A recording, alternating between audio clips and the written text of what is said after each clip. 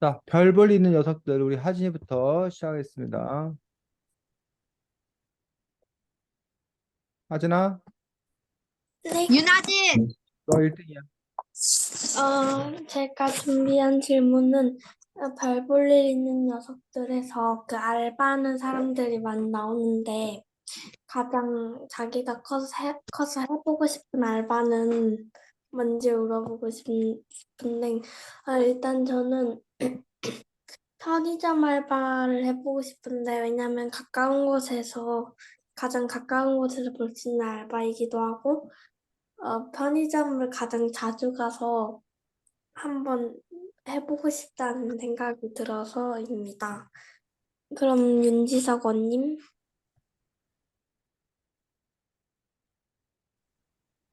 그래서 원, 저는 음, 한번 생각해 볼게요. 자, 우리 은민이를 위해서 잠깐만 설명을 해주면 이 책에 고등학생들인데 뭐 여러 가지 이유로 아르바이트를 합니다. 그래서 이제 편의점 아르바이트 하는 친구도 나오고 그다음에 그 숯불 고깃집에서 그 숯 불 붙여갖고 이렇게 갖다 주는 그러한 아르바이트 하는 친구도 나오고 그다음에 이제 그 닭발집인가 뭐 그런 무슨 집이었지? 어쨌든 그 뭐 세척 닦는 거 뭐 이렇게 뭐 맞아요. 판 닦는 거 불고기 네. 구운 고기판 이렇게 닦는 그런 아르바이트 하는 친구도 나오고 주유술. 주유소에서 또 이렇게 주유해주는 그런 아르바이트 하는 친구 나오고 나중에는 이제 오토바이 배달하는 어떤 그런 친구 나오고 해서 그 정도의 그 아르바이트 하는 그 것들이 나오는데 하진이 질문은 그 5가지 중에서 고르자는 건지 아니면 그냥 그 외에 자기가 아르바이트 해보고 싶은 거를 뭐 얘기해야 되는 건지 그건 정확히 잘 모르겠습니다. 자, 하진 진행해서.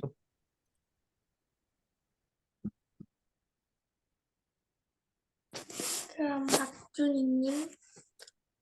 일단은 저는 뭐 편의점 알바나 어떤 사람을 대면하는 거는 그러다 뭐 유괴범이나 약간 진당 오면 너무 불편할 것 같아서 그런 건 싫고요. 저는 약간 그런 뭐 집에서 할 수 있는 약간 뭐 곰돌이 눈알 붙이는 알바나 아니면 뭐 다른 그런 집에서 할 수 있는 그런 곰돌이 눈알 붙이는 알바가 가장 나은 것 같아요. 그러니까 중노동 사람 없는 중노동. 네, 그럼 윤지석 투님? 저 같은 경우에는 딱히 그런 여러 알바 종류는 뭐 위험한 알바만 아니면 뭐 딱히 상관없다고 생각하고 일단은 저 같은 경우에는 그래도 사람을 좀 덜 만나면은 좋을 것 같은 그런 알바 쪽을 하는 게 가장 좋을 것 같습니다. 사람을 역시 가장 아이. 네, 그럼 고은미님? 저도 비슷하게 그 사람 그렇게 막 직접적으로 사람이랑 대화 막 이렇게 하지 않는 알바나 또 위험하지 않고 좀 안전한 그런 알바를 하고 싶어요. 네, 그럼 윤지석 원님 준비됐 저는 좀 작은 식당 같은 데서 서빙 알바를 한번 해보고 싶습니다. 그러니까 저도 너무 동선이 좀 크지 않고 이런 곳에서 좀 서빙 같은 걸 해보면서 그런 경험을 해보고 싶습니다. 네, 선생님? 네, 뭐 저는 그 아르바이트를 해본 거라고는 유일하게 그 과외 아르바이트만 대학생 때 쭉 그 했었기 때문에 아, 사실은 그렇게 저 주변의 친구들 보면 아주 다양한 아르바이트를 해본 그런 친구들을 늘 부러워했었습니다. 이렇게 다양한 사회 경험을 해봤어야 되는데 그렇게 하지 못했던 것들.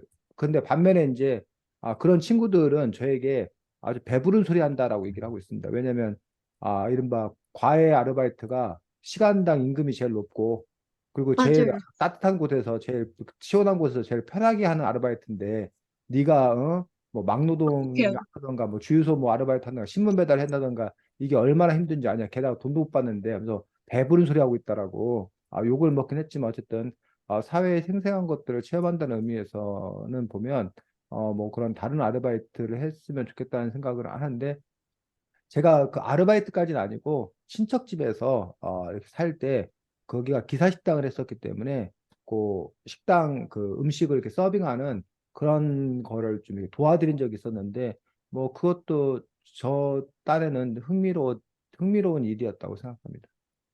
과외 아르바이트가 진짜 각성비례요.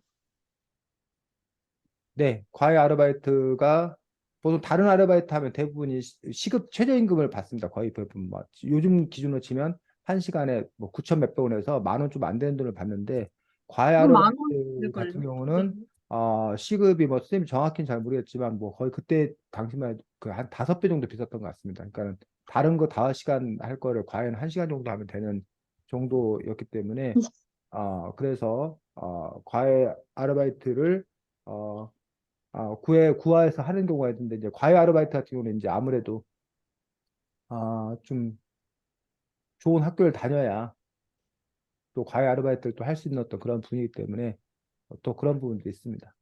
네, 하진. 네.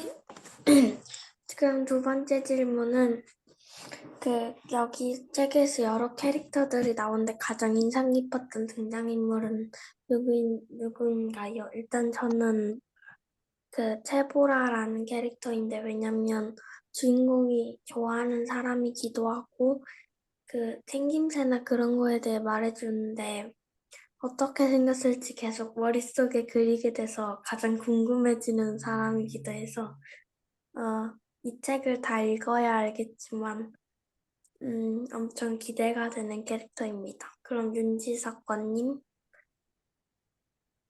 저는 뭐였더라? 오리발 사장이죠. 오리발 사장이 가장 기억에 남았는데 이게 사람이 그 정도로까지 그 악독. 이 정도로 똑할 수 있나 싶을 정도로 그리고 진짜 그런 일이 실제로 있나 되게 궁금해지기도 하고 사람이 저렇게 악독할 수 있나 싶기도 해서 되게 인상이 깊었습니다. 네, 그럼 박준희님. 형, 뭐였죠? 두범이었나? 아니, 도범이를 은님이었나? 은님? 거기 아, 편의점 알바하는 그 사람 있잖아요. 그 사람이 가장 인상 깊었던 것 같은데, 원래 막 되게, 처음에는 막, 여가부가 되게 싫어하다가 나중에 막, 막 좋아하기까지 했잖아요. 그래가지고 그거에 대해서 한번 만나보고 싶었기도 했고, 그 다음에 마지막에 그러니까 오토바이로 죽었잖아요. 그래가지고 더 여운이 남아가지고, 더욱더 조금 더 보고 싶었던 것 같아요. 네, 그럼 저 같은, 응? 윤지님. 윤지석 투님. 네. 저 같은 경우에는, 저도, 주님과 같이 님이라는 얘기가 가장 만나보고 싶었는데, 왜냐면은, 어, 어떤 뭔가 성격이 되게, 인상 깊었고, 약간, 근데 마지막에 약간 죽음이 되게 헛됐던 것 같아서 그냥 가장 기억에 남았던 것 같아요. 네, 그럼 고은미님. 자, 은민이가 책을 못 읽어서 이건 은민이가 하기가 좀 힘들 것 같습니다. 그냥 패스하고 이건 뭐 설명해 줄 수도 있는 것도 아닌 것 같고 그냥 패스하겠습니다. 은민이는. 선생님. 네, 저도 여기 앞에 준이나 지석 투가 얘기했듯이 은님이라는 인물 캐릭터가 과연 그런 사람이 현실에서 있을 수 있을까 싶을 정도로 거의 뭐 이렇게 완벽에 가까운 아, 자신이 불우하고 어려운 처짐에도 불구하고 남을 이렇게 돕고 정의로운 일에 앞장서고 또 뭐 이렇게 돈을 쓸 때는 또 딱 쓸 수 있는 뭐 그런 캐릭터라는 그 성격이 부러워서 그 캐릭터가 가장 인상이 깊었습니다. 네, 그럼 전 여기까지. 네, 수고했습니다. 자, 아까 제일 처음에 아르바이트 노동자들에 대해서 아르바이트에 대해서 이제 얘기를 했었기 때문에 다음 주 글쓰기 숙제를 먼저 얘기하고 그리고 나서 이제 또 우리가 그 다음 진행을 할 수 있도록 하겠습니다. 다음 주에 우리가 해야 될 것들은 한반 논술 쓰기입니다. 자, 논술이라는 부분들 우리가 보통 논설문을 시험 보는 게 논술이야. 그래서 주장을 논리적으로 설득력 있게 제시하는 글, 이거 이제 우리가 논술이라고 그러는데, 논설은 기본적으로 서론과 본론과 결론으로 이루어져 있는 것도 볼 수가 있는데, 찬반 논술의 주제가 아까 여러분들이 내가 그 알바를 하면 나 이런 알바를 하고 싶다라고 했는데, 청소년들이 알바 노동을 해야 되나라는 주제. 청소년 아르바이트 노동을 해야 하나라는 부분에서 여러분 입장을 정하면 돼. 찬성. 청소년들이 아르바이트 노동하는 거에 나는 찬성한다. 해도 되고, 아니다. 난 청소년 아르바이트 노동하는 거에 뭐 한다? 반대한다. 그래서 여러분들 우선 입장을 정해야 됩니다. 그래서 첫 번째, 제일 먼저 써야 될 게 뭘 써야 된다? 서로 서론. 서론의 가장 중요한 역할은 문제를 제기. 즉, 서론의 제일 마지막은 청소년 아르바이트 노동을 해야 할까요? 라고 한다던가 아니면 그렇게 질문을 하는 형태로 끊어도 되고 아니면 청소년 아르바이트 노동은 필요합니다. 라고 자기가 주장을 해놓고 서론 끝나고 나서 본론부터 본격적으로 써도 되는데 어쨌든 내가 지금 무슨 문제에 대해서 이야기할 거다. 그리고 내가 왜 이런 문제를 제기하게 되었나? 이 문제에는 어떤 쟁점이 숨어 있나? 이 문제와 관련되어서 사람들에게 사회적 현안이 무엇인가? 그래서 문제가 제기된 어떤 그런 배경을 설명하고 문제를 제기하는 역할이 서론에서 해야 될 가장 중요한 역할들입니다. 그러고 나서 여러분이 뭐 본론에서 아까 말했듯이 찬성한다 또는 반대한다 놓고 근거를 몇 가지 든다고? 세 가지. 그래서 보통 이제 첫째 뭐 찬성입니다 했을 때 첫째 뭐뭐이기 때문입니다 라는 식으로 하고 이제 그 근거만 드는 게 아니라 왜 찬성하는지 그 찬성에 대해서 여러분들이 뭐해? 그걸 증명해 내야 돼. 지금 선생님이 청소년 아르바이트 노동 가지고서 이제 뭐 하게 되면 뭐야 여러분들이 따라하는 것밖에 안 되기 때문에 이거는 여러분들이 하고 예를 들면 여러분들 뭐 아무거나 주제 하나 얘기해봐. 찬반 토론 주제 아무거나 하면 생각나는 거 아무거나 하나 얘기해봐. 준이는 못생겼다. 준이 잘생겼다. 뭐라고? 준이는 못생겼다. 준이는 잘생겼다요. 준이는 잘생겼는가? 아니, 와. 라는 점에서 여기는 준이는 찬성할 사람도 잘생겼는가에 하나도 대해서 없었어. 저는 그 서론을 썼어. 서론 뭐 최근 아이들 사이에서 준이 외모를 둘러싸고 치열한 논쟁이 있었습니다. 실제입니다. 준이가 평소 이야기도 잘하고 뭐 성격도 와. 좋지만 아니, 그 약간 외모가 바꿀게. 약간 밀려서 외모가 성공하기는 밀려서요? 아니, 힘들다는 그 약간 그 바꿀 게 있어요. 아이도 있고 반면 준이는 와. 볼 것이 라고는 외모밖에 없다는 주장을 펼치는 아이도 있습니다. 저 밑에 주장은 준이밖에 없을 것 같아. 외모도 실력이다라고 이야기하는 이 시대에 과연 준이는 잘생겼다고 이야기할 수 있을까요? 뭐 이런 식으로 뭘 쓰는 거야? 문제를 제기하는 거. 지금 이 선생님이 쓴 게 뭐라고? 서론. 라고. 됐니? 네. 자, 그래놓고 그냥 뭐를 본론했어. 자, 은민이 찬성할 거야, 반대할 거야? 저는 반대요. 뭐, 준이는 결코 잘생기지 와. 않았습니다. 하고 나도 첫째, 이렇게 해놓고 이게 뭐라고? 주장이라고. 근데 첫째 해놓고 뭐야? 눈이 작습니다. 라고 이제 뭐라는 거야? 준이가 잘생기지 않았다라는 거에 대한 뭘 제시하는 거야? 근거를 제시하는 거야. 아, 눈이 크네. 아이고, 눈이 작지 않네. 쌤 뻥쳤네. 이거 뻥준이야, 뻥준이. 아, 박준이 아니야. 어? 역시. 자고로, 뭐, 눈이 커야, 눈이 크고, 초롱초롱해야, 뭐, 남자건 여자건, 뭐, 음, 아름답다는 이야기를 듣습니다. 그런데, 준이는 눈도 작을 뿐 아니라, 그 눈을 안경으로 가리고 있어서, 더더욱 눈이 띄지 않습니다. 그렇다 보니, 눈이 주는 강렬한 인상을 갖지 못하게 되고 그 결과 미모와는 거리가 멀어졌습니다. 뭐 이런 식으로 뭐라는 거야? 눈이 작은 거하고 잘생기지 않은 거하고 도대체 무슨 관계가 있는지 그것들을 쭉 뭐 했는다고? 증명해 내는 거. 이런 거를 보고 뭐라 그런다고? 본론이라고, 본론. 어? 네.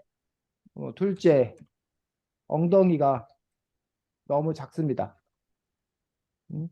자고로 엉덩이가 탱탱하고 커야 뭐 사람들의 이목을 끌 수 있습니다.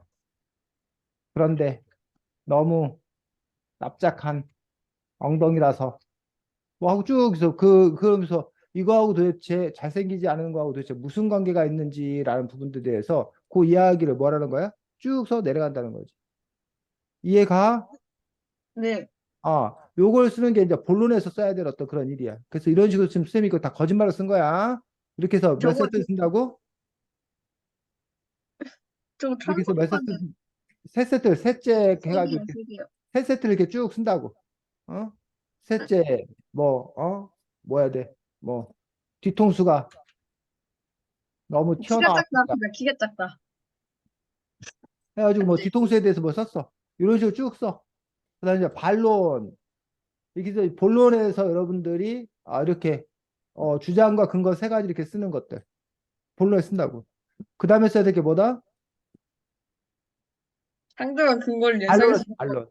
자, 근데 근거가 있. 본론은 여러분이 그 공격수야. 그래서 네. 슛을 세 번 하는 거야. 첫째, 둘째, 셋째에서 내 주장이 맞다는 것들을 세 번 이렇게 증명하는 거야. 반면에 반론은 내가 골키퍼가 되어가지고 상대방이 공격하는 걸 내가 뭐 하는 거야? 막아내는 거야. 막는. 즉, 여기서 내가 지금 찬성측을 했기 때문에, 반대측을 했기 때문에 반론은 찬성측, 준이가 잘생겼다고 주장하는 쪽에서는 그들이 무슨 근거를 들어서 얘기할 거냐라는 얘기예요. 그들의 근거는 콧날이 오똑해서 멋지다고 이야기합니다. 그럼 이런 식으로 상대방의 근거를 뭐야? 이야기한다는 거야, 반론. 응? 그런데 근데 여기서 이 반론하는 방법은 이 자체가 사실이 아니다. 아니요, 이거는 별로 사실이긴 하지만 별로 중요하지 않다. 라는 걸 입증하는 방식이 바로 반론이에요. 그런데 사실 콧날이 오똑한 것은 자연산이 아니라 의학기술의 도움을 받은 것입니다. 원래 코가 뭉툭했었는데 준이 옛날 사진. 초등 시절 축구공에 맞아 코가 부러지는 바람에 코뼈가 부러지는 바람에 이건 안 좋은 광고가. 할 수 없이 성형수술을 하게 되었고 이왕 하는 거 콧대를 높이자고 해서 오늘날 코가 된 것이지 그게 본래 자신의 코가 아니기 때문에 자연산 미남이라고 말할 수는 없습니다. 이런 근데 식으로 상대방 이야기가 뭐였다는 것들, 사실이 아니라는 것들을 뭐 하는 방식, 증명하는 방식, 이런 걸 보고 뭐라 그런다? 어? 반론. 이런 걸 보고 반론이라고 그런다는 거야. 그러고 나서 마지막에 가서 뭘 쓴다고? 최종 결론. 최종 결론. 최종 결론은 본론의 근거, 자기가 제시했던 근거를 종합 정리하는 거고, 그 다음에 인상 깊은 마무리하는 거예요. 그래서 여기 보면 눈이 작다, 엉덩이가 작다, 뒤통수가 너무 튀어나왔다. 이 근거를 모아서 최종 결론에서는 어, 자고로 미남이라면 눈도 크고 뭐였지 아까? 두 번째가 뭐 썼지, 선생님이? 눈 잡고 아까 뭐라고 했었어? 엉덩이. 엉덩이가 뒤통수. 뒤통수. 팽팽해야 하며 뒤통수가 쓰레기 좋겠어. 적당해야 합니다. 그런데 준이는 눈은 작고 눈은 작고 엉덩이는 푹 꺼졌고 삐치. 뒤통수는 너무 튀어나와 조화롭지 못합니다. 이런 식으로 앞에서 했던 이야기들 중에서 핵심적인 내용들만을 다시 한번 뭐 한다고? 모아서 써주는 거. 이걸 보고 우리가 종합 정리한다고 그래. 그러고 나서 이제 인상 깊은 마무리라는 어떤 그런 부분들. 요즘 뭐 외모 지상주의라는 말 때문에 너도 나도 잘생겼다고 유언비어를 가짜 뉴스를 퍼뜨리는 사람들이 있습니다.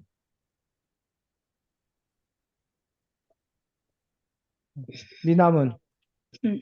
말로 만들어지는 것이 아니라 타고 나는 것입니다. 함부로 미남을 미남인 척 하기보다는 자신의 외모를 바탕으로 외모를 솔직히 인정하고 다른 부족한 부분은 다른 실력으로 채우는 것이 더 현명하고 정직한 삶입니다. 이런 식으로 이제 마지막에 가서 이제 자기가 이제 잘생기지 못했다라고 하는 거니까 그런 얘기 하지 말아라라는 식으로 다시 한번 강조하는 어떤 그런 부분, 아니면 무슨 비전을 제시하는 것들, 멋진 말을 얘기하는 것들, 이런 것들이 이제 결국은 끝에 가서 인상 깊은 마무리가 되는 그런 부분이라는 얘기예요. 이렇게 찬반 논술은 기본적으로 서론과 본론 그리고 반론, 최종 결론 커다랗게 네 부분으로 이루어져 있다는 거지. 이해가? 네. 그래서 선생님이 그냥 약식적 썼는데 여러분들은 청소년 아르바이트 노동을 해야 되나라는 어떤 그런 주제에 대해서 여러분 사실 이 주제에 관해서 많은 사람들이 이미 주장하는 글을 써놨어. 그래서 여러분들이 그런 글들을 읽고 공부하라는 거예요. 공부하면서 그 다음에 그걸 갖다 베껴 쓰라는 게 아니라 여러분 나름대로의 입장을 정하라는 거야. 내가 봤을 때는 분명히 그 아르바이트 노동을 했을 때 긍정적인 점, 좋은 점도 있고 오히려 그것이 갖는 문제점, 부정적인 점도 많이 있단 말이에요. 그럼 그것들 중에서 이 말도 맞고 저 말도 맞다가 아니라 찬반 논술은 어느 한 편에 쓰는 거예요. 그래서 조금이라도 더 좋은 쪽을 자기가 선택을 하는 거예요. 그래서 자기가 찬성하든 반대하든 간 그 편에 서가지고 아까 본론에서 세 가지 그거에 가장 좋은 점, 어떤 점을 공격하고 들어가야, 어떤 점을 이야기하고 들어가야 상대방을 설득할 수 있을까, 그 포인트를 잡아가지고 자, 여러분이 상대방을 설득하게 쓰고 또 그 과정에서 여러분들이 관련된 어떤 그런 통계라던가 음, 이런 것들을 제시해가면서 전문가 의견 이런 걸 제시해가면서 여러분들이 이야기할 때 더 그 글이 이제 더 신뢰감을 확보할 수 있을 거다라는 얘기야. 그래서 청소년 아르바이트 노동에 대해서 여러분들이 한번 고민해보고, 청소년 아르바이트 노동이라는 거는 우리 말해서 우리 중고등학생 때 아르바이트 노동을 하는 것에 대해서 여러분들이 어떻게 볼 것인 건가라는 부분에서 여러분들이 찬반 논술이라는 어떤 그런 글들을 써보는 그런 경험을 가졌으면 좋겠습니다. 질문. 다음 주 과제에 관해서 질문. 없고, 그러면, 하진이 수고했고, 다음 두 번째. 이등이, 지석 투. 만약에 자신이 이 책이라는 분쟁물과 같은 상황에 처하면 어떻게 할 것인지를 잘 물어보려고 합니다. 잠깐 어, 한 번 다시 얘기해 주세요. 만약에 자신이 그 어른이 돼가지고, 이 등장인물이 나온 것과 같이 이런 상황에 처하면 어떻게, 자, 지금 지석이 질문이 너무 막연합니다. 이런 상황이라는 게 이 책에 너무 많아. 뭐 강아지를 사달라고 했는데 부모님이 안 사주는 상황부터 시작을 해가지고 뭐 상황이 너무 많잖아. 어떤 상황을 말? 그 알바가 이렇게 그 부적절한 대우를 받는 이런 알바를 할 때 부정적인 대우를 받는 이런 상황이 생겼을 때 어떻게 대처할지에 대해서 여러분께 물어보려고 합니다. 자, 어, 저, 그러면 지석 2의 질문을 다시 한번 정리해주면 여기 이 책은 그 청소년 아르바이트 노동 현장의 실태를 고발하고 있는 그런 책들입니다. 청소년 아르바이트 노동 현장에서 많은 인권 침해를 당하고 있는 어떤 그런 상황들, 부당한 대우를 받는 어떤 그런 상황들 속에서 뭐 이 책의 주인공들 중에는 그것과 이제 맞서 싸우는 그러한 또 이렇게 모습들을 보여주기도 하고 또 속절없이 당하는 어떤 그런 사람들도 있기도 하고 또 그냥 참고 버텨내야 된다는 사람도 있고 뭐 이렇게 여러 가지 그런 행동의 양식들이 가능하다고 생각하는데 여러분이라면 그런 상황에서 여러분들이 청소년 노동 아르바이트를 한다고 했을 몰라. 때 부당한 대접을 받았을 때 그럴 때 과연 어떻게 행할 것인지에 대해서 묻는 질문입니다. 진행해. 일단은 저 같은 경우는 일단 여기서 나왔던 것 자체가 최저임금보다 더 낮고, 심지어 그리고, 뭐, 근로계약서 같은, 뭐, 여러 가지도 지키지도 않았고, 뭐, 근데 그런 여러 가지의 그 상황에 처해서 따라서 이것도 뭐, 솔직히 고소하면 될 거라고 생각을 하긴 하는데, 이 체계수 같은 경우에는 근로계약서, 안 했기 때문에 이게, 라고 해서 저 같은 경우에는 웬만하면 신고를 하려고 할 것이고, 뭐, 이 책에서 나오는 여러 어른들이 나오는데, 그런 어른들의 도움을 같은 걸 받아가지고, 이 아르바이트에 대해서 얘기를 하던가 아니면은, 뭐 인터넷 매체 등을 이용해서 다른 여러 사람들한테 알리려고 노력을 할 것 같습니다. 하진님? 저도 부당한 일을 당한다면 신고를 가장 먼저 할 것 같은데, 그래도 신고할 만한 일이 아니라면 일단 알바를 끊을 것 같고요, 가장 먼저.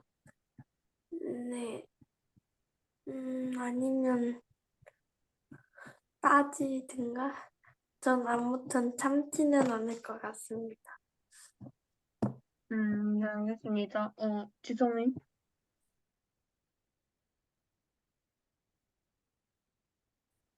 지성원. 지성, 끊겼는데요? 화면이 네, 멈췄어. 다른 사람부터 해. 멈춰 있어요. 네, 지성아. 그럼 지희님? 음, 어, 저는 근데 근로계약서가 처음에 근로계약서가 안 써져 있었던 거면 신고를 해도 안 되지 않나요? 아닌가? 어, 어쨌든 돼요. 뭐, 네? 그거 신고 될 거예요. 무조건 작성해야 되는 걸로 알고 있지. 그래요? 네. 그러면 근데 저는 일단은 신고하기 전에 근로계약서를 먼저 요구를 했는데 안 된다면 뭐 신고를 하거나 아니면 그 알바를 다른 알바 자리가 있으면 그 알바를 왜 자꾸 웃기죠? 무관료 그러게. 그 알바 자리로 갈 것 같고 하고 그 다음에 나갈 것 같아요. 끊기나요? 괜찮아졌어. 해. 네, 알겠습니다. 은미님? 저는 막 심각한 게 아니면 딱히 일을 키우고 싶은 마음이 없어서 그냥 알바를 그만둘 것 같아요. 네, 알겠습니다. 제가 그 책을 그렇게 거의 방금 읽은 거여가지고, 딱히 질문거를 많이 생각 못해서 여기까지 하겠습니다. 다음. 저요. 예. 일단은 첫 번째로 저는 여기서 보시면 준이도 자꾸 끊기네.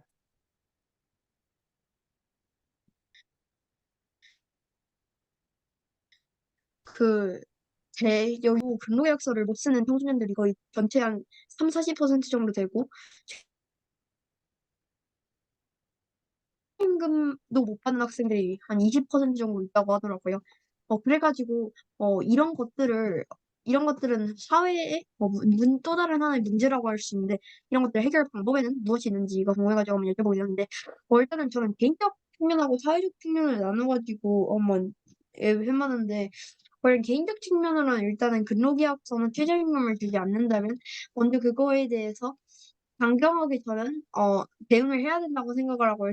일단은 거기 주인분에게 근로계약서 그런 걸 먼저 요구를 하고 그 요구를 하지 않는다면 그 요구를 받지 않는다면 그 그 더 신고를 일단 할 것 같고요. 그다음에 사회적 분위기에서는 어 일단은 지금 근로계약서 그런 걸 안 쓰면 법이 되게 센 걸로 알고 있는데 법이 되게 셈에도 불구하고 많은 사람들이 그 근로계약서를 안 쓰고, 그런 것들은 저는 이 법에 대해서 많이 알려지지 않아가지고 그렇다고 생각을 하거든요.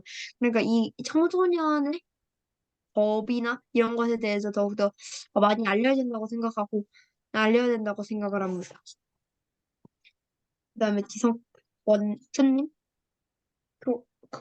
아까 훔쳐가지고 잘 못 들었는데 다시 한번. 현재 끊겼나요? 근로 계약서 같은 것들이 잘 쓰여지지 않고 뭐 어쨌든 청소년 그 노동자들이 제대로 대우받지 못하는 이런 현실을 개선하기 위한 방안, 극복하기 위한 방안으로서 어떤 아이디어가 있는지. 일단 솔직히 말해서 이제는 거의 이게 다 근로계약서 근로위반법이나 아니면 근로위반법 엄청 많잖아요. 그런 거 때문에 솔직히 법으로 할 수 있는 건 웬만하면 저쪽에서 다 했다고 생각하고 그 밖에는 음 이게 책이 쓰여진 시대가 꽤 7년 전이어서 저는 뭐 이 책에 나온 시대라고 가정을 하면 역시 이 책이 쓰여지고 난 후에 생긴 법 같은 거를 이 시대 때 웬만하면 해야 되지 않을까라고 만들어야 되지 않을까라고 저는 생각합니다.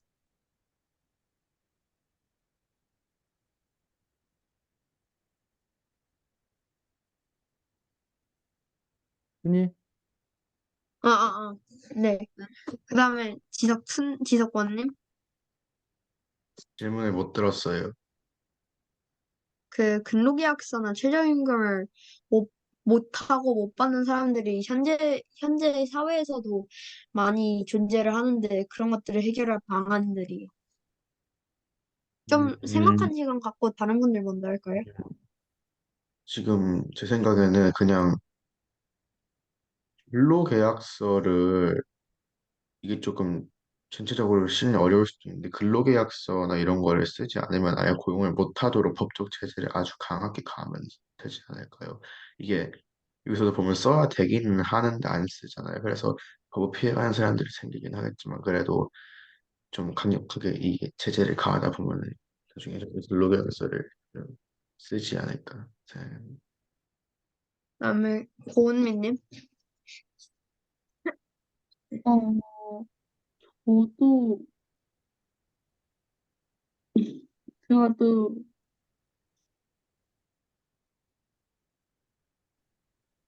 법, 법, 잘, 음, 법을 좀 강화시켜서 하는 게 어떨까 하면 이제 나중에는 사람들이 아예 의무적으로 조금 더 생각하지 않을까라는 생각이.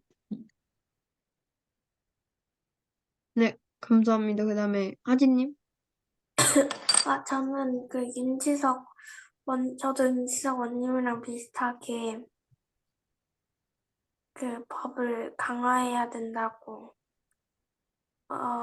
생각이 드는데 음, 네, 네, 좀, 사장이 알바생한테 함부로 대하지 못하도록 법을 좀 강화해야 된다고 생각합니다. 네, 감사합니다. 그다음 선생님 발표해 주세요. 네, 뭐 지석 투가 얘기했었는데 이 책이 쓰여질 상황이 몇 년 전 상황이어서 그 사이에도 뭐 청소년들의 어떤 그런 인권들이 과거에 비해서는 많이 강화되었다라고 이제 주장하는 그런 사람들이 있습니다. 그런데 여전히 아직도 현재 진행형으로 청소년들 아르바이트나 이런 부분에서 제대로 그 대접을 받지 못하는 경우들도 많이 있다라고 이제 얘기를 하고 있습니다. 그래서 그러면 도대체 왜 법은 마련되어 있는데 현실에서는 그것들이 적용이 잘 안 되느냐라는 부분에서 이 책에도 그런 얘기 나옵니다. 사장들이. 걔들 말고도 일할 사람 얼마든지 많이 있다라는 겁니다. 아, 그리고 청소년들 입장에서 이제 여러분들은 지금 그러면 그만두면 되지라고 하는 이유가 여러분들 입장에서는 아르바이트를 해도 되고 안 해도 되고 그 선택 사항인 사람에서는 부당한 대우를 받으면 더 할 이유가 없다는 거예요. 언제든지 그만둘 수 있다는 거예요. 그런데 이 책에 따르면 또는 실질적으로 청소년들 중에 자신이 아르바이트를 해야지만이 생계가 유지되거나 뭐 꾸려갈 수 있는 어떤 그런 상황이 되는 경우가 있다는 얘기예요. 그랬을 경우에는 그 자기가 아르바이트를 잘렸을 경우에 대책이 없는 거야, 대안이.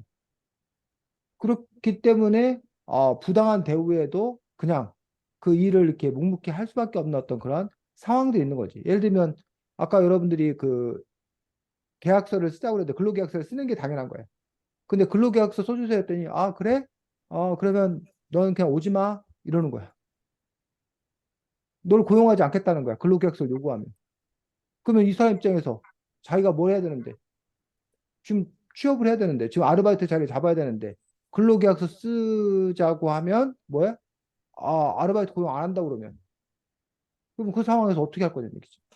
그러니까 자기가 다른 데 갈 데가 있으면 그럼 관둬하고 이제 할 수 있는데 그렇지 않았을 경우에 그것들에 응할 수밖에 없는 어떤 그런 그 상황들이라는 게 존재하고 또 여러분들이 자영업자 사장님이야.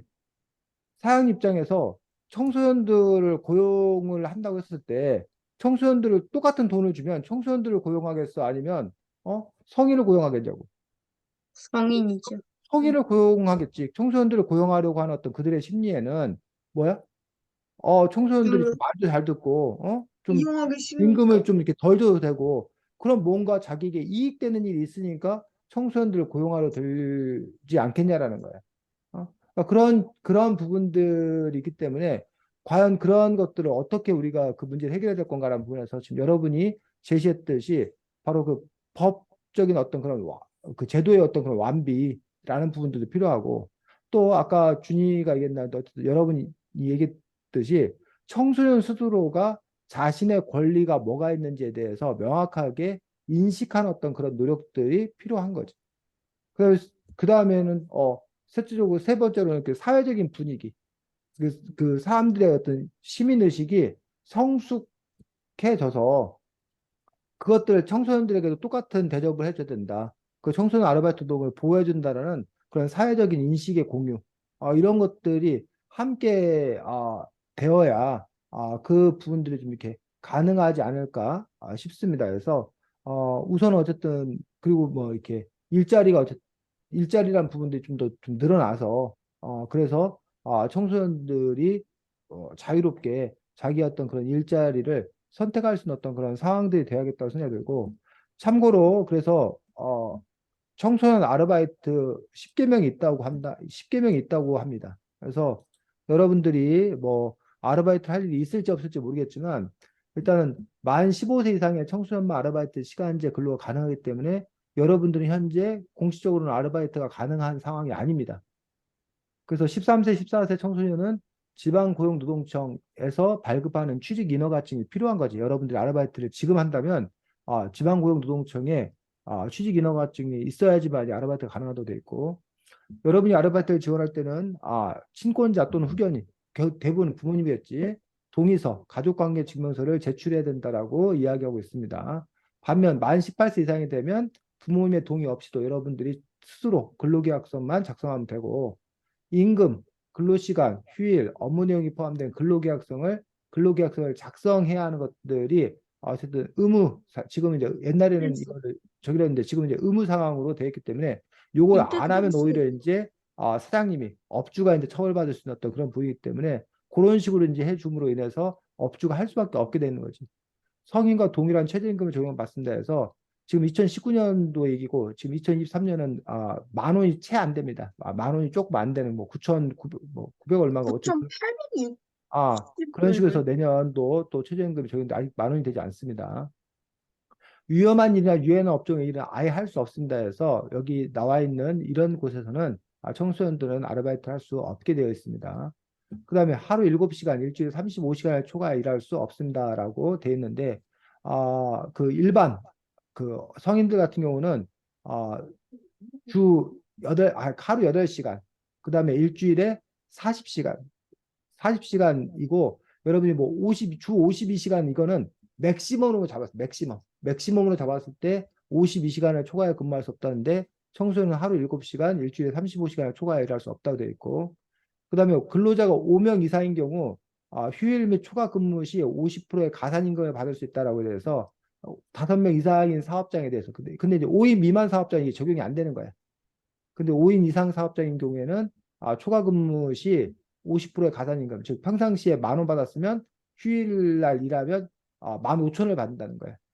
그다음에 초과 근무 아까 뭐 다 7시간 일하기로 했는데 1시간 더 일했다. 그러면 초과 근무한 거에 대해서는 50%의 가산임금을 더 받을 수 있다는 거고 일주일에 15시간 이상 근무하고 일주일을 개근한 경우 하루에 유급 휴일을 지급받을 수 있다라고 해서 요거 가지고 또 이제 많이 논쟁이 되는데 아 일주일에 15시간 이상 근무하고 일주일에 개근한 경우 그러면 일 안 했어도 하루치 임금을 더 받는 거예요.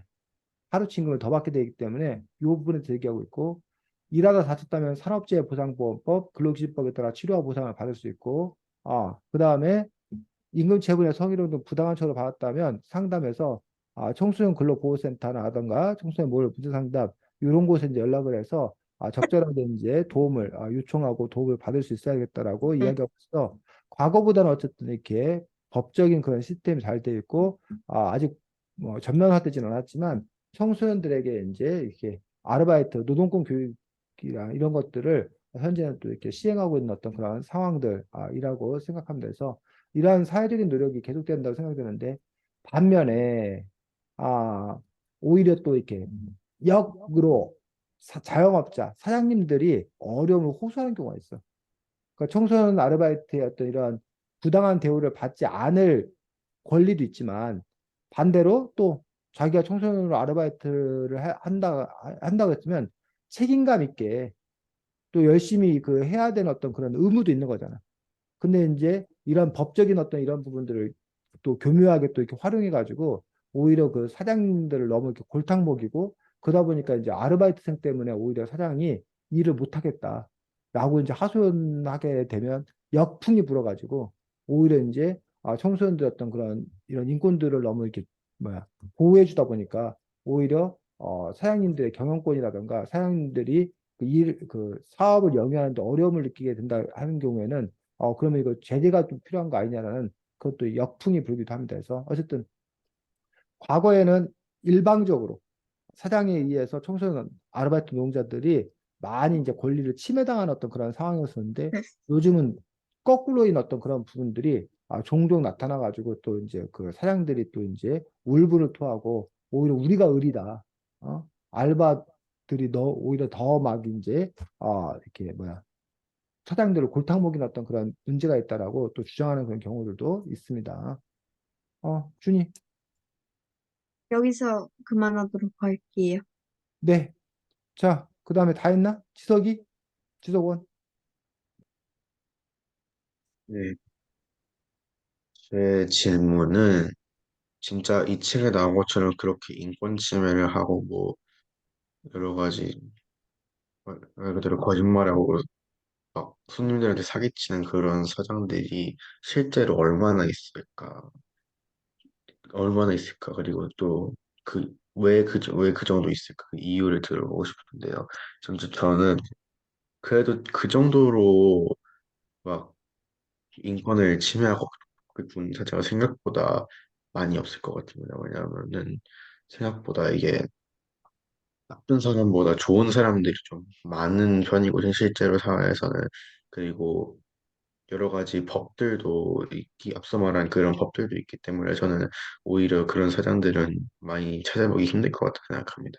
주인님. 그 지성님과 같은 의견인데, 그러니까 약간 이런 거 비슷한 것 같은데, 그러니까 범죄를 한 사람은 부각되고, 이 범죄를 안 한 사람은 그렇게 잘 알려지지 않는데, 범죄를 안 하는 사람이 범죄를 하는 사람보다 훨씬 많잖아요, 안 하는 사람이. 그거 비슷하게, 자영업자, 그러니까 알바를 고용하는 고용주들 중에서도 이런 악덕 고용주들은 그렇게 많지 않을 것이라고 생각이 들고, 어, 그다음에 이렇게 많으면, 알바생들이 기본적으로 알바에 대한 안 좋은 인식이 너무 빨리니까, 기본적으로 좀 그렇게 많지 않을 것이라고 저는 생각이 듭니다. 네. 주인님. 저도 막 그렇게 많을 거라고 생각은 안 하는데, 그래도 있긴 있을 것 같아요. 왜냐면, 일단 자기 입장에서 이제 손해가 좀 많으면, 그때부터 이제 이익을 막 생각하다 보니까, 뭔가 이익을 얻으려고 하는 과정이 있을 수 있다 보니까, 아마, 어, 적지만, 그래도 좀 있을 것 같습니다. 네. 이성님. 최근에 인터넷 같은 그런 여러 잘 모르는 사람들끼리 이 대화를 하고 뭐 정보를 공유하는 그런 시대가 찾아왔기 때문에 그런 가게가 있다고 하더라도 그게 그 여러 인터넷 정보를 통해 순식간에 퍼져나가기 때문에 어 한다고 해도 약간 알바생까지 속이거나 뭐 그런 식이 아니면은 웬만하면 없을 것 같다고 저는 생각합니다. 네. 하진님. 저는 그 악덕 그 사람들은 그 많으니까 이 책에서 이 문제를 다뤘다는 생각이 들고 듭니다. 네. 선생님. 네, 뭐 이 책에 일단 우리가 함께 좀 같이 보자면 이 책에서는 이렇게 분석하고 있습니다. 책 211쪽 책 갖고 있는 사람도 보겠습니다.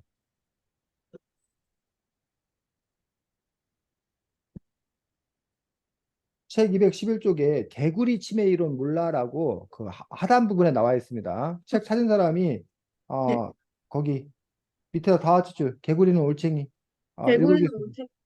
개구리는 올챙이 시절을 지금 생각 못하는 거야. 돌보다의 특징이 있지. 사실은 종업원들이 돈을 벌어주는 건데 종업원은 한 식구라고 생각을 안 하고 자기 돈을 떼어간다고 생각을 하더라.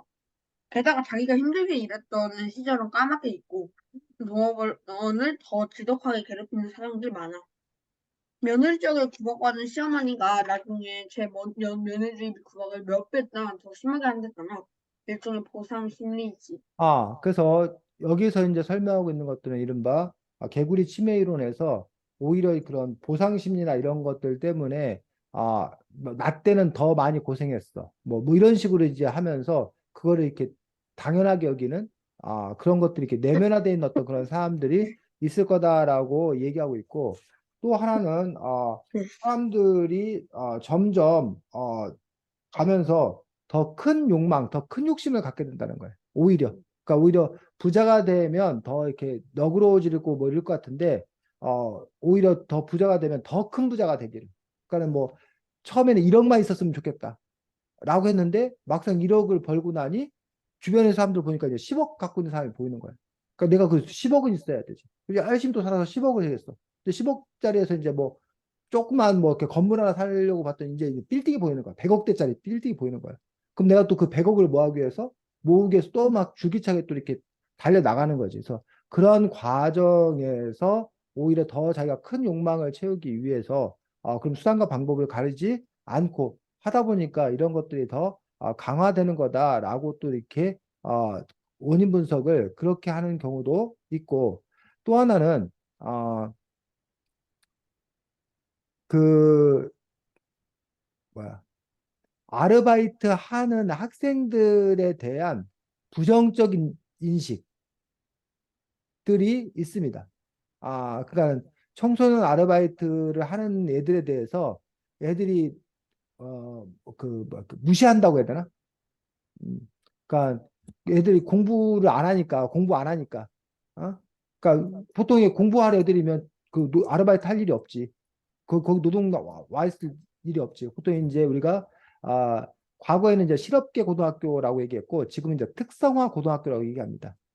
그래서 예전에는 이제 뭐 공고, 뭐 상고 이렇게 불렀었는데 요즘엔 그게 아니라 뭐 전자고등학교 뭐 이런 식으로 이제 특성화 고등학교라고 하는 그런 부분들이 그런 부분에 대한 사회적 인식이 어, 이른 나이에 자기 진로를 확정해서 그 분야를 얼른 배워서 취업한다. 그래서 그것도 이제 하나의 어떤 그런 길로 보는 게 아니라 공부 못 해가지고 그런 학교 가서 대학을 못 가니까 그러니까 미리 뭐 한다 돈 번다 이런 식으로 그 아이들에 대한 부정적 인식이 있는 거예요. 사회적인. 그러다 보니까 공부 못하는 애가 뭐 하는 거야? 무시하는 거예요. 무시하는 어떤 그런 사회 분위기 속에서 그리고 또 우리나라 같은 경우는 또 이른바 장유유서 나이 많은 사람이 나이 적은 사람들에 대해서 이른바 무시하는 그런 그 부분이 있다라는 거야. 그러다 보니까 이제 나이 어리다는 이유로 그 하대하는 어떤 그런 부분들 때문에도 이렇게 안 좋게 대우하는 그런 경우들이 많이 있습니다. 그래서 과연 이런 사장이 있겠냐 싶은 그 부분들에 대해서 제가 장담을 못 하겠습니다. 왜냐면 저도 사실은 이런 사람이 있을까 싶은 이유가 제 주변에 봐도 그런 사람이 거의 없는데, 그러니까는 이제 없는 거 아니냐라고 얘기했고, 여러분들도 보면, 다 착한 사람들이고 다 좋은 사람들인데, 이렇게 나쁜 사람은 드라마 속에서나 소설 속에나 등장한다라고 얘기를 하고 있는데, 거기에는 이제 이른바 두 가지 이유 때문에 그렇습니다. 하나는 우리가 끼리끼리, 그러니까 먼 눈에는 뭐만 보인다고 여러분들이 착하니까 착한 사람들은 착한 사람만 보여서 내가 착하니 남들도 뭐 할 거다? 착할 거다. 약간 이렇게 생각을 합니다. 그래서 선생님 같은 경우도 당연히 그렇게 생각하는데 선생님이 이제 다른 사람들과 만나서 얘기를 하다 보면 선생님 보고 순진한 얘기 하지 말라고 그럽니다. 네가 맨날 초등학생, 중학생들하고만 이렇게 어울려가지고 이렇게 있으니까 네가 세상과 너무 떨어져 있다. 거기는 아주 그 온실 속이나 마찬가지다. 세상은 전혀 그렇지 않다. 세상에는 죄를 안 죽이면 내가 죽는데, 즉, 그 경쟁하는 그 가게에서 저 가게 대신 저 가게가 죽어야 내 가게가 잘 되는데, 거기에 수단과 방법을 가릴 수가 없다. 또 회사 다니는 경우에 제가 승진하면 내가 승진을 못하는 건 물론이거니와 잘리기까지 하는데, 그러니까 내가 어떻게든 쟤를 짓밟고 내가 올라가야 되는데, 그러니 어떻게 이렇게 순진하게 좋은 사람만 있다라고 얘기할 수 있느냐? 그거는 결코 아니다. 그래서 선생님이 그런 얘기. 내 주변에는 10명 중에 9명이 좋은 사람이고 한 명이 나쁜 사람이 있을까 말까 했더니 그 상대방은 뭐냐면 자기 주변에는 10명 중에 7, 8명이 나쁜 사람이고 한두 명이 착한 사람이 있을까 말까 하다는 거야. 이런 식으로 그 사회적인 인식이 서로 뭐 한 거야? 다른 어떤 그런 분을 볼 수 있습니다. 두 번째로는 우리 사회가 이미 계급 사회가 되어서 계층 사회가 되어가지고 아예 분리돼서 살고 있습니다. 그래서 이렇게 우악스럽게 산다고 해야 되나? 이렇게 막 악다구리 이렇게 사는 어떤 그런 사람들의 치열한 삶의 모습들은 그러니까 그들의 리그에서는 너무나 그런 모습이 많다는 거야. 그러니까 오히려 이제 동화 속에서는 가난한 사람이 서로 돕고 어울려서 살아가는 어떤 그런 모습을 보여주기도 하지만 근데 그건 동화 속 얘기고 현실에서는 오히려 가난한 사람들끼리 서로 더 뭐하는 싸우는 그런 모습들을 더 많이 보여주더라. 그렇기 때문에 근데 여러분들만 해도 어느 정도 중산층 이상의 삶을 살고 있기 때문에 어느 정도의 어떤 그런 그 여유 뭐 이런 것들에 바탕을 두고 있기 때문에 그렇게 막 이렇게 악다구니 해가면서 살아가야 될 어떤 그런 상황들 자체가 여러분들에게 노출되지 않는다는 거예요. 근데 바로 그 이면 한꺼풀만 이렇게 뒤집어 보면 전혀 다른 세계. 그러니까 우리가 옛날에 그 성이 있었거든. 옛날에 아예 성을 쳐놨고 성 안에 사는 사람과 성 바깥에 사는 사람이 삶의 질이 너무 달랐던 거야. 근데 지금은 성으로 이렇게 둘러싸여 있지는 않아. 하지만 지금도 성이나 마찬가지인 것들이 이미 뭘로? 집값으로. 그러니까 뭐 서울 강남에 산다. 그럼 서울 강남에 살려면 뭐 몇십억 대의 돈은 최소한 있어야 거기가 살 수 있는 거 아니야. 그 돈이 없으면 거기 뭐 못 살게 한 거 아무도 없어. 그 가로막는 성도 없어. 근데 그 가로막는 성보다 더 큰 성이 뭐? 돈이라는 네. 그 성 때문에 아예 뭘 할 수 없다는 거야. 접근할 수 없는 거 아니야. 어? 여러분들이 고급 음식점 가고 싶어. 우리 누구나 갈 수 있어. 근데 못 가. 왜? 한 끼에 뭐 10만 원, 15만 원 하는데 어떻게 가? 뭐 아주 고급 호텔, 5성급 호텔 하루 자는데 100만 원, 150만 원 하는데 어떻게 가서 자? 그러다 보니까 일반 사람들은 그냥 한 10만 원짜리, 뭐 한 7만 원짜리. 그런데 더 가난한 어떤 그런 사람들은 10만 원 그것도 너무 부담스러워가지고 그냥 뭐 하루에 뭐 만 원 주고 자는 그런 여인숙이나 이런 데 가서 자게 된단 말이야. 그렇게 되다 보니까 그 사람들 자체가 만날 일 자체가 뭐 한 거야? 없는 거야. 그러다 보니까 여러분이 만나는 사람들은 여러분과 거의 비슷비슷한 사람만 만나는 거야. 그러다 보니까는 이 책 속에 나오는 이런 사람들의 어떤 그런 삶의 모습도 여러분들이 볼 일이 별로 없는 거고. 그러니까는 그들의 어떤 그 리그들 이런 부분들이 너무 아직도 이런 일이 있는 거야? 라고 그런 부분들이 이제 비현실적으로 느껴지는 거고. 그런 점에서 이제 사실 선생님도 이렇게 얘기할 자격이 없는 것들이 선생님도 그 삶에서 한 발짝 이렇게 물러나 있어. 그래서 이제 뭐 친구들을 뭐 동창회를 나간다. 그 동창회를 나간다 하더라도 어렵고 힘든 친구들은 동창회 안 나와. 왜? 회비 내야 되는데 회비 낼 돈도 없고 또 자기가 그렇게 나와서 이렇게 비루한 삶을 살고 있다는 걸 굳이 뭐 하고 싶지도 않은 거야. 보여주고 싶지도 않은 거야. 그러다 보니까 이제 그런 친구, 그 형편되는 친구들끼리만 모여가지고 만나는 거고, 뭐, 골프 치는 친구들은 골프 칠 수 있는 형편되니까 그렇게 만나는 거고, 이런 식으로 심지어는 그런 친구 모임들마저도 어느 정도 이렇게 계층화되는 그런 상황들 속에 있다 보니까 우리가 그 현실 인식들을 제대로 잘 못하는 것들도 이렇게 볼 수가 있습니다. 그래서 그런 점에서 좀 그럼에도 불구하고 이른바 객관적 지표, 통계 뭐 이런 것들을 통해서 보면 분명하게 어떤 그런 현실적으로 이러한 일들이 단지 책 속의 어떤 그런 일이 아니라 사실적으로 있는 이야기다라고 있는 이야기라고 말하는 인식하는 것들이 그게 맞지 않나 싶습니다. 네, 다음 지적기가 다 했던 여기까지 것 하겠습니다. 음. 자, 그래서 이 책에 잠깐 보면 40쪽 40쪽 보기 전에 38쪽 보겠습니다.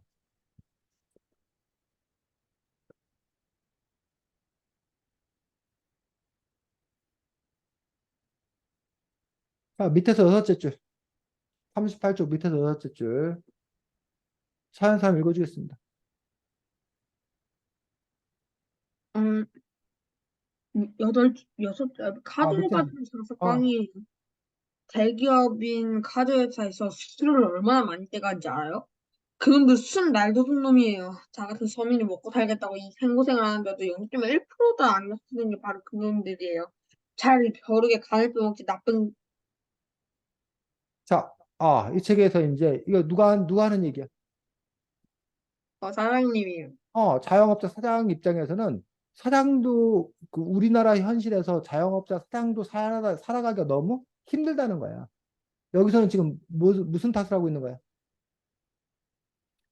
카드 수수료 얘기를 하고 있는 거야. 그 대기업 카드 수수료 때문에 너무 힘들다는 거야. 요즘에는 대기업 카드 수수료 말고 자영업자를 힘들게 하는 주범으로 손꼽히는 것들이 배민, 배달의 민족, 이 배달 수수료 이런 거에 떼주는 돈이 너무 크다는 거야. 그러니까 배민의 그 배달하는 게 문제가 아니라 거기에 이제 그 광고를 올려야 그래야 주문이 들어오는데 그 광고를 올리는 돈이 너무 부담이 크다는 거야. 그렇다고 거기서 뭐 하게 되면 빠지게 되면 아예 사람들과 이렇게 뭐야 접속이 안 돼가지고 장사가 안 된다는 거야. 그 수도 너무 크다. 그 다음에 또 하나 임대료. 건물을 자기가 건물주가 아닌 이상은 그 건물에 들어가 사는 동안 하는 동안에 200만 원, 300만 원, 뭐 더 이상 500만 원 뭐 이런 식으로 그 건물 임대료를 매달 내야 된다는 거예요. 그럼 그 임대료를 내는 그 부담이 너무나 크기 때문에 그 사장들 입장에서는 너무 어렵다. 그래서 그 자기들보다 더 나쁜 거는 그런 그 카드 회사라던가 건물주라던가 그 뭐 배달의 민족 뭐 저기라던가 이런 것들이 자영업자들 자기가 땀 흘려 일한 것들을 그들이 뺏어간다라고 비난하고 있어. 반면 이 책의 주인공들은 누굴 비난하고 있어? 자영업자들이요. 자영업자 사장님들이 아르바이트 노동자들을 또는 직원들을 일을 엄청나게 부려먹고 그리고 임금도 제대로 잘 주지 않는다. 이거 사장이 나빠요. 사장 나빠요라고 이 책은 내내 또 이야기하고 있는 거란 얘기. 자, 그 다음에 40쪽 보겠습니다. 40쪽에 둘째 줄 읽어보겠습니다. 사연사 8쪽이요. 40쪽, 40쪽.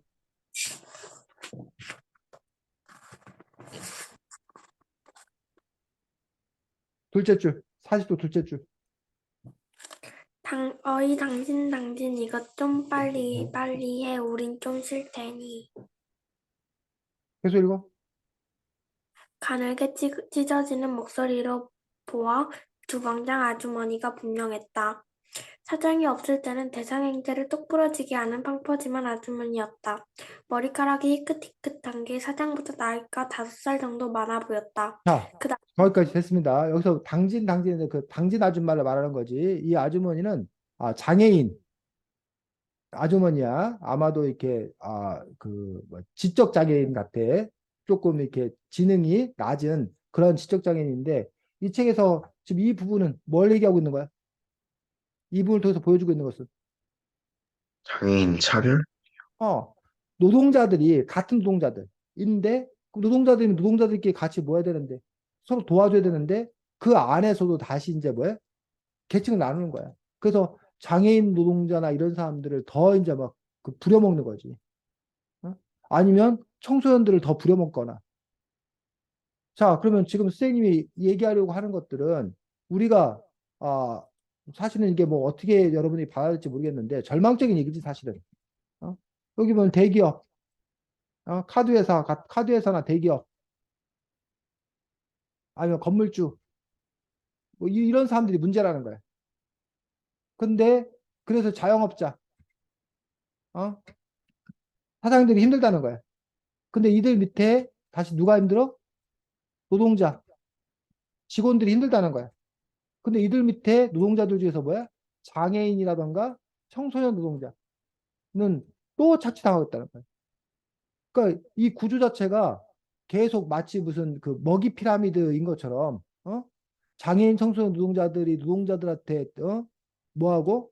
힘들게 착취당하고, 노동자들은 자영업자들한테 착취당하고, 자영업자는 이 대기업한테 착취당하고, 이런 식으로, 그리고 이 자영업자가 과거에 자기도 노동자였으면서 자영업자가 되면 그 시절 까마득하게 잊어버리고 차별하고, 만약에 이 자영업자가 중에, 나중에 뭐 그 중에 하나가 또 성공해서 건물주가 되면 오히려 그러면 옛날 생각을 하지 아니하고 또 더 못되게 굴 수도 있을 거란 얘기지. 그렇다면 우리가 인간이란 존재는 늘 자리에 올라가면 올라갈수록 더 이렇게 뭐해지는 악독해지는 그런 존재인 건가? 많은 그래도 부분 그렇다는 부분에서 그러면 그 사장이 과연 문제인 건가? 아니면 그 자리의 문제, 그 자리가 문제인 건가? 여러분이 닭발집 사장님이 되면 여러분이 무슨 편의점 사장님이 되면 과연 여러분은 안 그럴 것 같은가라는 문제지. 뭐 예를 들면 이런 거지. 선생님이 주님 안에 때 학생이었을 때 맨날 했던 얘기가 선생님 숙제 좀 조금만 내주세요.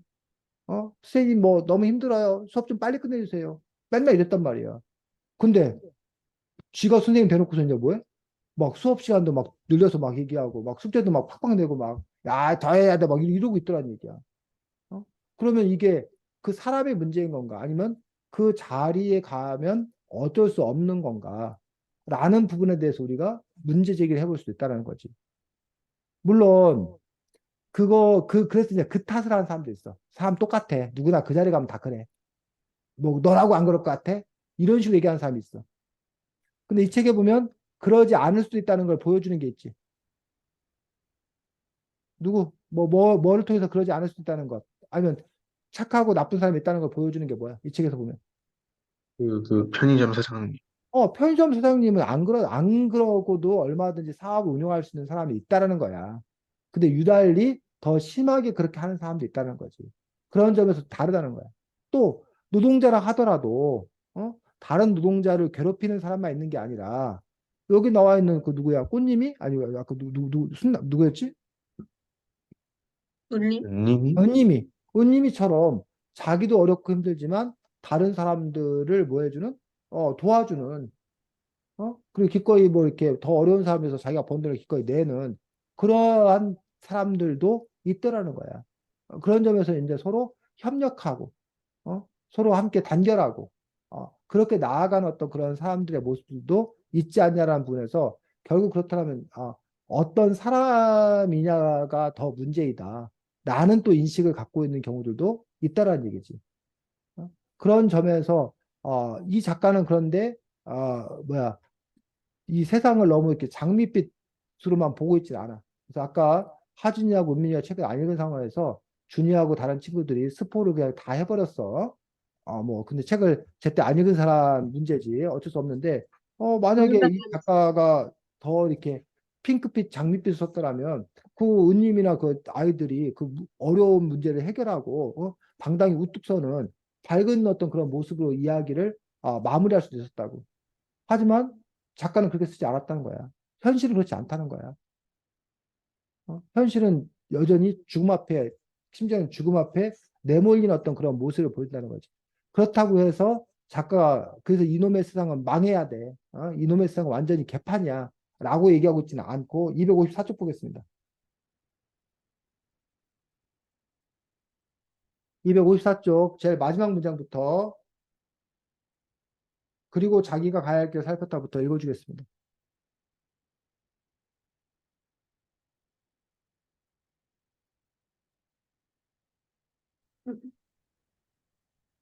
그리고 자기가 가야 할 길을 살폈다. 어둠이 짙게 펼쳐진 앞길에 비가 내리고 바람마저 몰아쳤다. 게다가 몸은 점점 무거워져 땅을 밑으로 꺼져버릴 것만 같았다. 그러나 가문은 어금니를 깍 물고서 두 주먹을 움켜쥐었다. 이어 고개를 바로 세운 다음 멀게도 차도를 향해 한 걸음 한 걸음 신중하게 걸었다. 붉은 빗줄기가 끊임없이 시야를 가렸다. 거친 맞바람이 가슴팍을 우악스레 밀쳐냈다. 하지만 가문은 두 눈을 크게 뜨고 다리 힘을 줘 똑바로 걸었다. 자, 여기는 두 가지 의미가 있습니다. 하나는 그날 날씨가 진짜 그랬어. 어두운 밤에 강풍이 몰아치고 뭐 비가 내리고 그런 그 상황이기도 하지만 또 하나의 경우는 인생. 이 강우의 그렇지 인생길에 비록 험난한 시련과 어려움이 있지만 내가 그걸 이겨내고 내가 당당히 뭐 하겠다? 걸어 나가겠다는 어떤 그런 굳건한 의지. 그래서 강우라는 이 인물이 그냥 강아지가 사고 싶어서 강아지 안 사준다니까 시작한 아르바이트라는 그런 어떻게 보면 철부지에서 여러 가지 사건을 겪어 가지고 가는 과정에서 성장하는 그런 성장 소설의 어떤 그런 모습을 보여주고 있기도 하다는 거죠. 그러니까 결국은 여러분이 직접 몸으로 겪어서 성장할 수도 있지만 여러분들이 우리가 동화를 읽고 소설을 읽는 이유들 중에 하나는 드라마를 보고 영화를 보는 이유들 중에 하나는 바로 우리가 한 번밖에 못 사는 어떤 그런 삶을 책을 통해서 연극을 통해서 영화를 통해서 우리가 다른 삶에 대한 폭넓은 이해를 할 수 있다는 거지. 내가 이 삶을 살아보지 않았지만 대신 살아본 것 같은 어떤 그런 모습들을 또 볼 수가 있고 끝으로 뭐 자, 그냥 선생님 읽어주면 백발쪽에 이런 얘기 나옵니다. 싸워서 쟁취해야지. 내 떡은 내가 찾아 먹어야 하는 거야. 우리끼리 똘똘 뭉쳐 권리를 정치에서 정당한 대우를 받아야 한다고 전국 청소년 알바 노조를 결성해야 돼. 뭐 이런 식으로 이제 그 은님이가 이제 이런 것들을 강조함으로써 어쩌면 이건 이 저자가 생각하는 그 문제의 해결책, 이 문제를 해결하기 위해서 어떻게 해야 되는 건가에 대해서 얘기하는 거고, 또 이런 얘기도 나옵니다.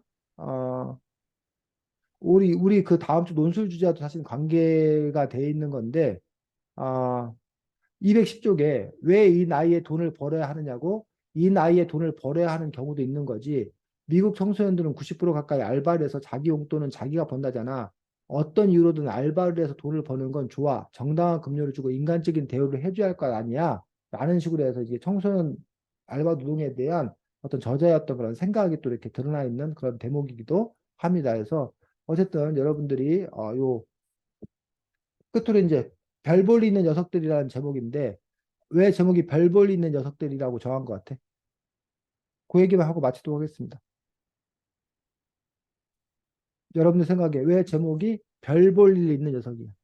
녀석들이. 왜냐면 하진이. 그 사회에서는 별로 이 사람들을 신경 쓰지 않는데 음. 세계 이 사람들의 권리가 중요하다는 걸 주장하고 싶어서 음. 별볼들로 이름을 지은 것 같습니다. 그렇지. 하진이가 말한 대로 그러니까 별 볼 일 없다라고 얘기했는데 여기 나온 애 아까도 선생님이 얘기했듯이 실업계 뭐 이런 친구들에서 별 볼 일 없는 아이들이라고 거의 유령 취급을 한단 말이에요. 사회적으로. 근데 별 볼 일 있는 녀석들이라고 이야기하고 있는 어떤 그런 부분들에서 이 아이들이 하나하나가 다 고귀하다라는 것들을 얘기하고 싶은 거고 또 하나는 이런 이유도 있습니다. 얘들이 다 아르바이트를 언제 밤에 하잖아, 밤에. 밤에 끝나고 만나잖아. 그러니까 별 볼 일 있는 거야, 별 볼 일. 그래서 야간 알바 노동자들의 어떤 그런 부분들을 빗대어서 얘기하는 어떤 그런 중의적 의미도 있지 않나 싶습니다. 음. 자, 다음 주 글쓰기 논술 주제 다 알지? 다음 주에 우리가 논술 쓴 거 가지고서 또 함께 이야기 나누도록 하겠습니다. 자, 수고 많았습니다. 안녕. 안녕히 계세요. 음.